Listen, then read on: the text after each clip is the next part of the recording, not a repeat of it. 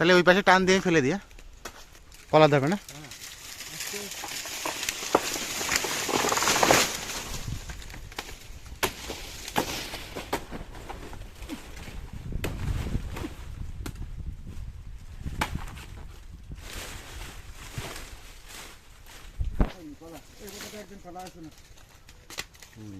কলা